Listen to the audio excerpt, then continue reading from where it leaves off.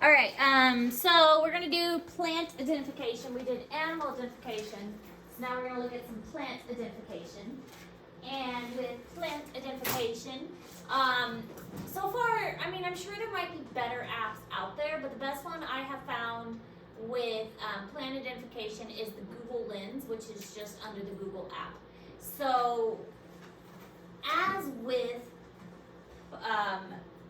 animal identification and tracks and things like that, the best thing again is to not try and memorize every little detail, but pick like one or two things that help you remember them. So, like with mints have a square stem.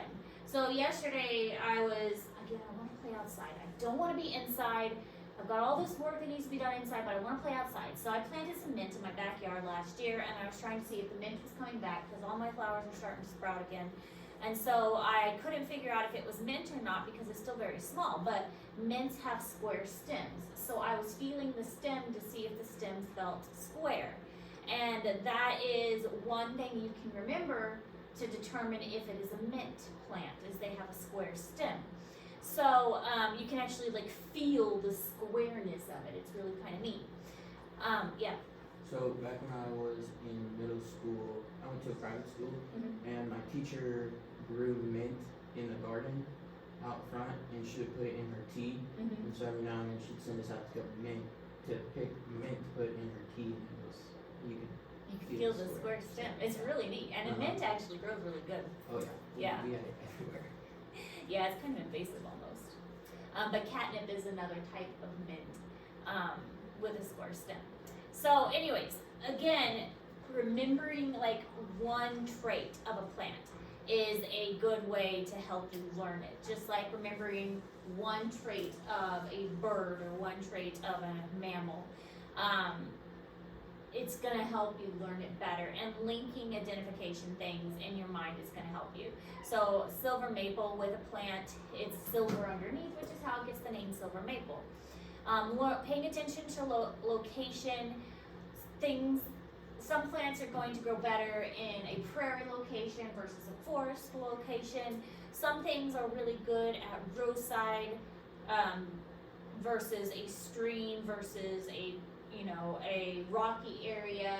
So as you get better at plant identification, you're going to learn this. Again, I'm not expecting you to be ecologists, but even just in the short week you guys have learned birds, you're already getting better at it. So I'm going to teach you some of the basics with plants, and I'm going to teach you some of the main ones. And with just a little bit of practice, you're going to get better with these main ones.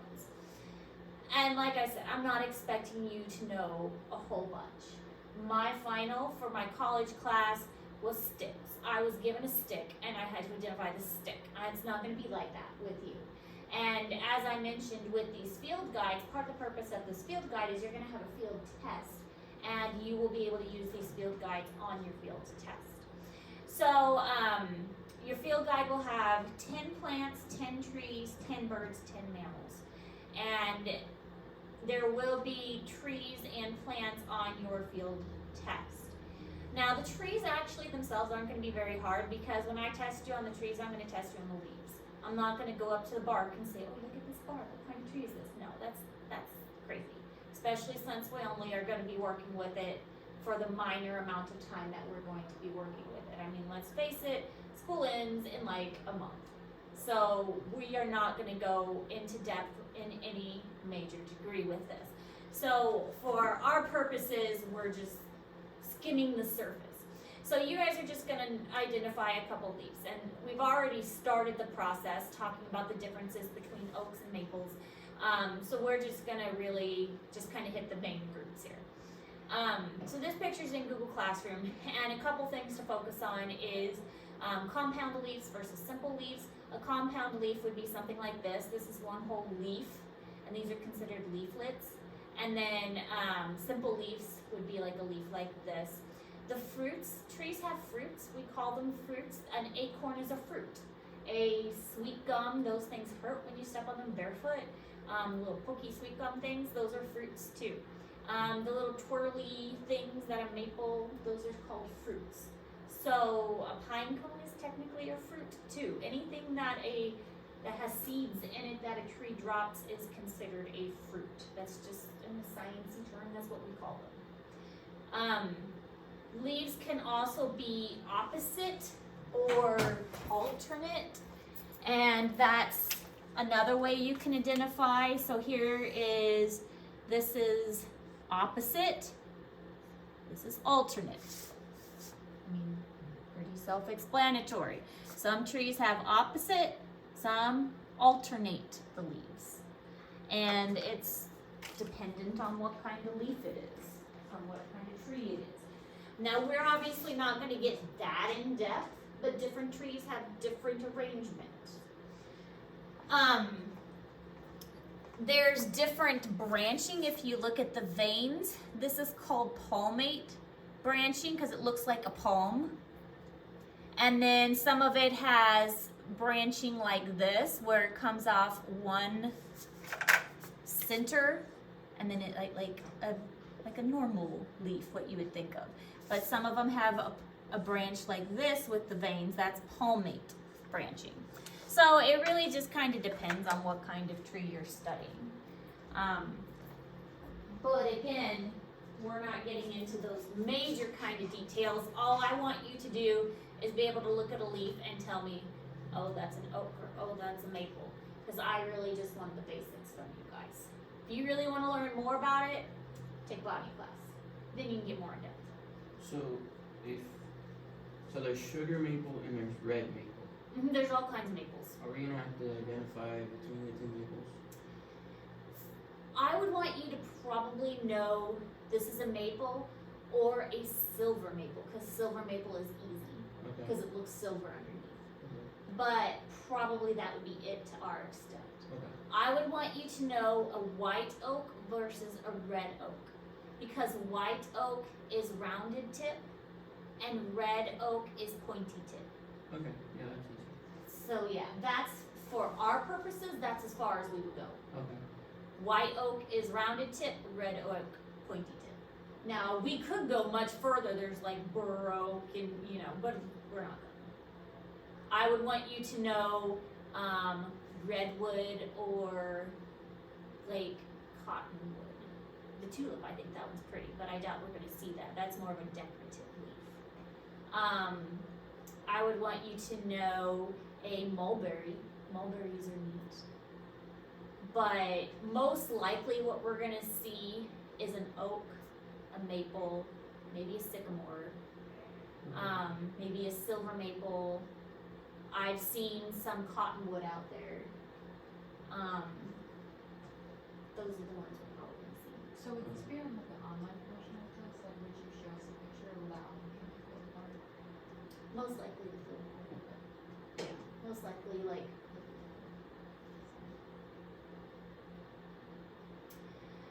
These kinds of trees, these are a little harder, I think, to identify. They get a little more tricky because these you have to count like bundles. And honestly, I'm not as good with these, so I probably won't test you with these because I am not as good with these. And I would only test you on things I'm confident on. So I probably am not going to test you with these because it's been a while since I've studied these. But there are cypress, there are pines, there are larches, there are junipers, spruces, and with these it comes down to how the needles are bundled, and some of them are like kind of scaly, but you have like a little bundle, and then you have like, sometimes they'll have like 4 coming out of a bundle, and sometimes they'll only have 2. And sometimes they'll be like really short and curvy, or sometimes they'll be very long. So it's things like that that you have to look at. Sometimes it'll be like kind of scaly like these, and then other times it'll be almost kind of soft, like the larch is kind of soft. Then like here's one, this one's just got 1 to a bundle, so it doesn't even have a bundle, it's just got 1, and it's very short and curvy, so that would be a cedar. So there's other, again, kind of things to look for. So like a pine, it has a couple in the bundle, and a giveaway for these is how many's in a bundle. I think it's like 5 in a bundle is a pine.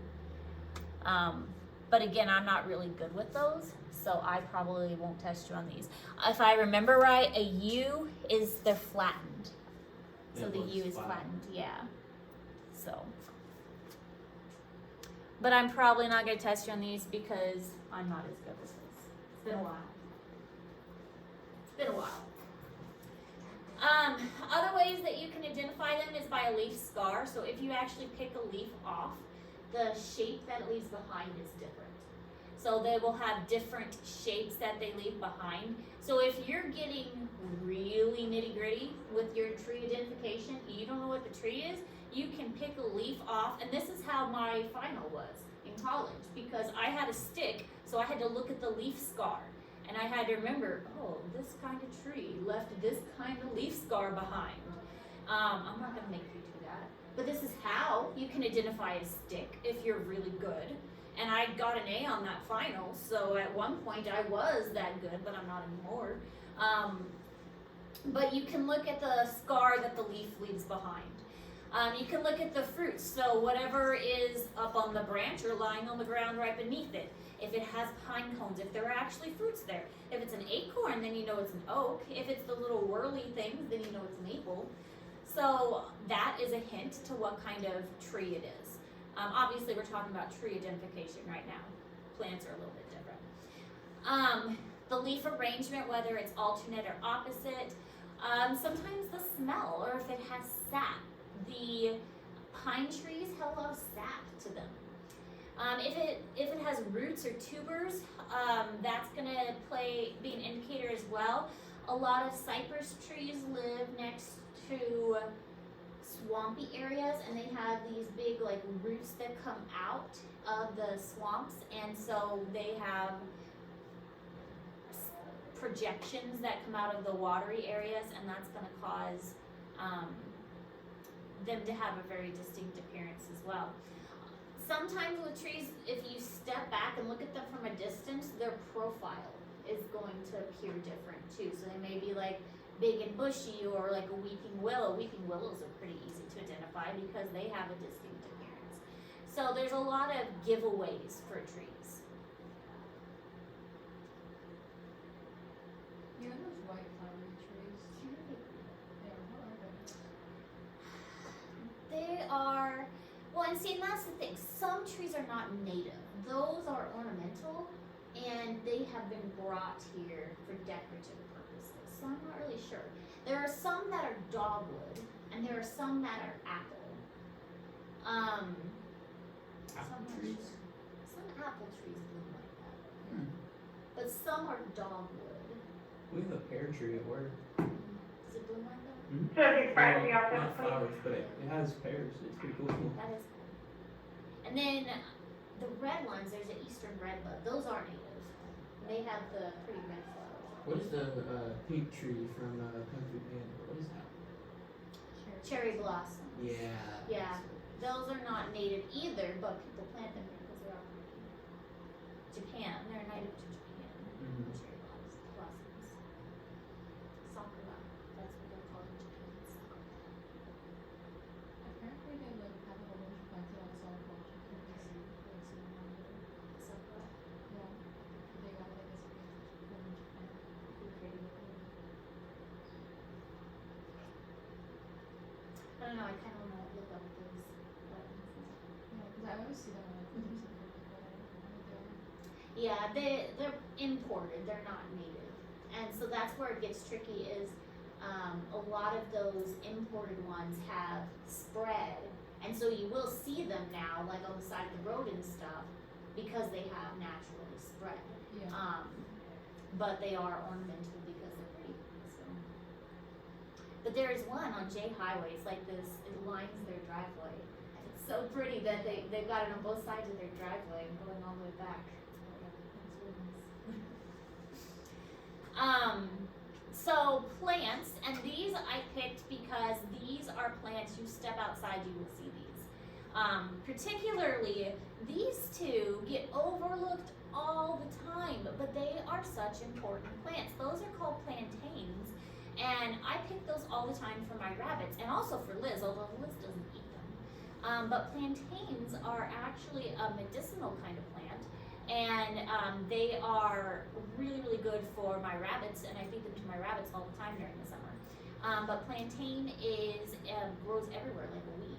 And this is plantain major, and this is plantain minor.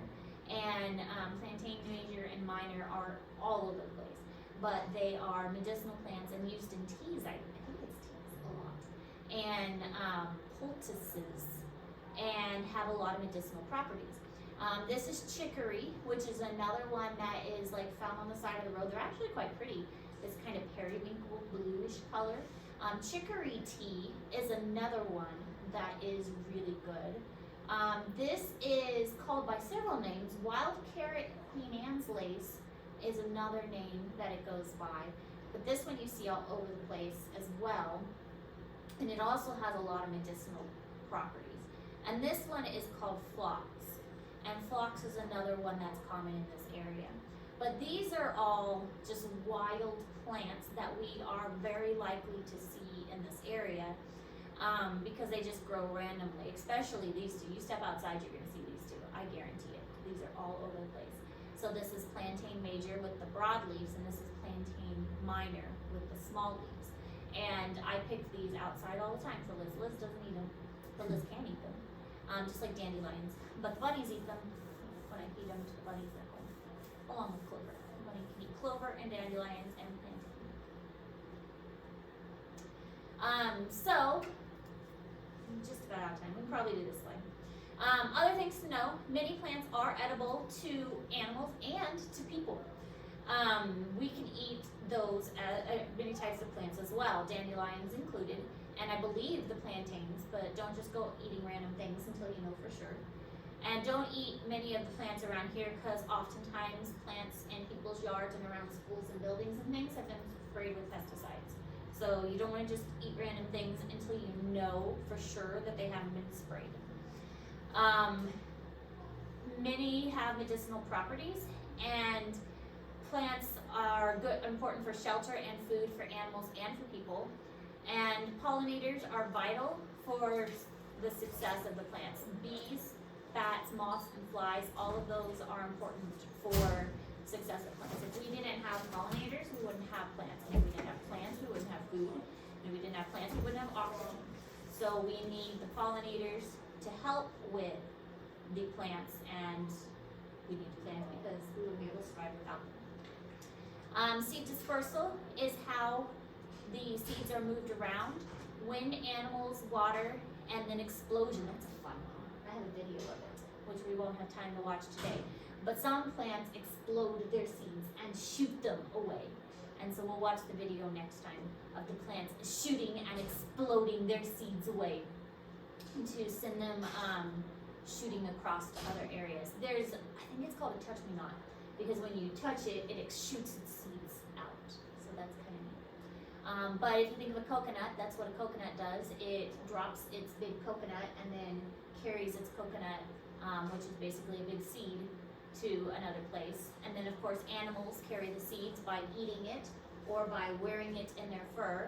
And then wind, think of a dandelion or a cottonwood, and the wind carries the seeds. So there are many ways that the seed can be dispersed once the seed is ready, or basically the fruit is ready to be moved from one place to another. Really the only reason a plant would make a fruit is so that it can be eaten and then carried somewhere else. So we'll stop there for today, and we will finish up the notes tomorrow, and then after we finish up the plant notes, we will go and we will mark off our area. I will try and find I know we have a big tape measure somewhere to mark off our space outside. So, questions? Have you heard of a Flemish radish? I have. They get huge. They're huge. I want one Huge. really bad now.